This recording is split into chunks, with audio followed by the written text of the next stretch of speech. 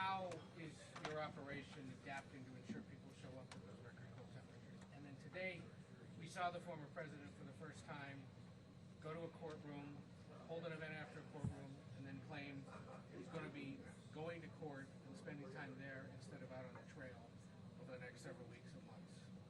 You must have a thought on whether or not that's a good idea. Well, clearly, organization-wise, I mean, this is something you plan for to help get the people out that have committed to caucus for you. And so that will be done, and I think we're the only one that really has that in place.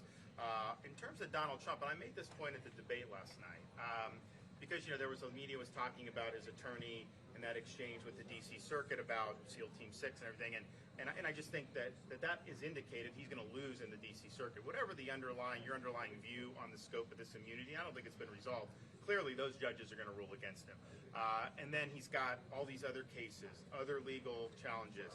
The question is if he's in a criminal trial this year in Washington, D.C., that's the most Democrat jurisdiction in America. The jury will be not just likely all Democrats, but likely all people that really do not like Donald Trump. And I know they'll do the voir dire and stuff, but this is a hostile environment for him.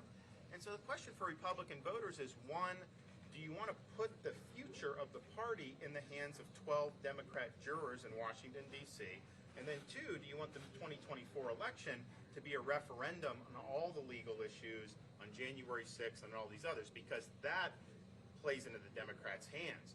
They have a playbook that they're able to do.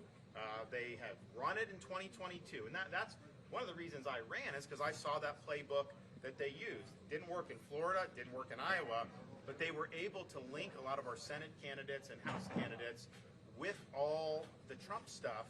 And some of these independent voters, even though they disapproved of Biden, they would not flip Republican there. And so I think that's the playbook that they have. I think the playbook they want to run.